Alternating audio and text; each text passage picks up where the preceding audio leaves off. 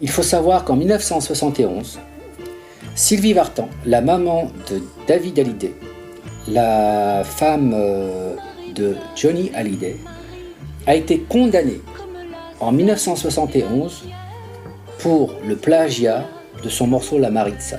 Morceau interprété par Yves Montand, écrit par Joseph Cosma et dont les paroles du grand écrivain, du grand poète Jacques Prévert. Il a été constitué exactement comme le mien. Les éléments musicaux ont été prélevés d'un autre morceau existant. C'est une chanson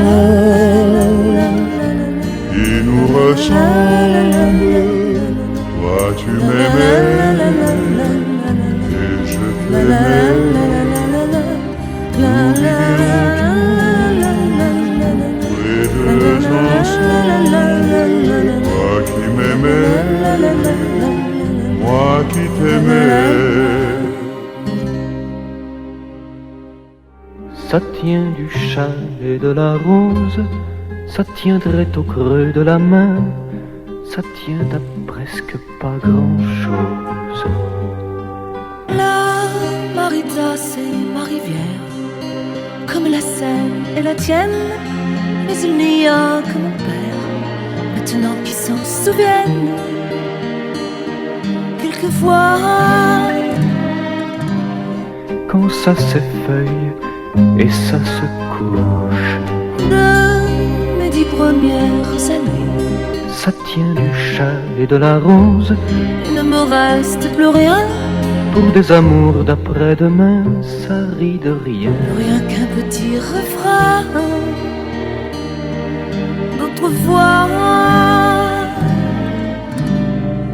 Si la maman de David a fait la même chose en 71, enfin condamnée en 71, ça a été fait en 68, et que son propre fils, je veux dire David Hallyday, son propre fils, fait la même chose pour mon morceau à moi, mon histoire, ma vie, je me pose la question, est-ce que ce plagiat de mon morceau Tu nous laisses n'a pas été, on va dire, encouragé par sa propre mère? Je vois les gens qui me connaissent bien ont des facilités d'écrire pour moi les textes parce qu'ils savent ce qui me touche, ce qui me va sur mesure. Je pense que pour un scénario, c'est pareil, il y a des équipes, des auteurs, bon, il n'y en a pas tellement. Des compagnies de copains, vous voulez dire?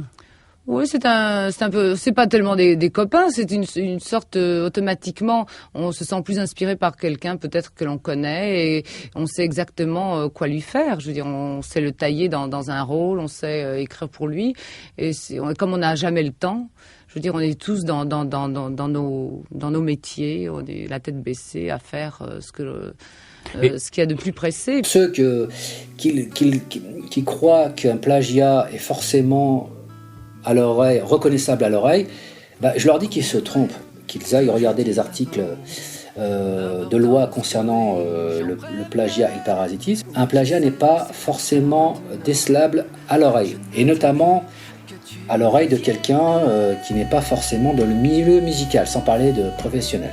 On est d'accord. Tout le monde sait que quand on copie ou quand on fait la même chose que quelqu'un d'autre, c'est pas forcément exactement la même chose. Et pour vous démontrer ce que je viens de vous dire, j'ai plagié celui qui m'a plagié. J'ai fait le sens inverse du procédé de contrefaçon comme ils l'ont fait eux-mêmes, c'est-à-dire que j'ai plagié mes plagiaires. J'ai repris le morceau la version de Monsieur Hallyday et j'ai fait exactement le même procédé, c'est-à-dire que j'ai repris la deuxième partie de mon refrain et je l'ai mis dans le premier couplet. J'ai changé la mélodie, comme ils l'ont fait eux, donc c'est pour ça qu'à l'oreille, ça n'est pas reconnaissable tout de suite.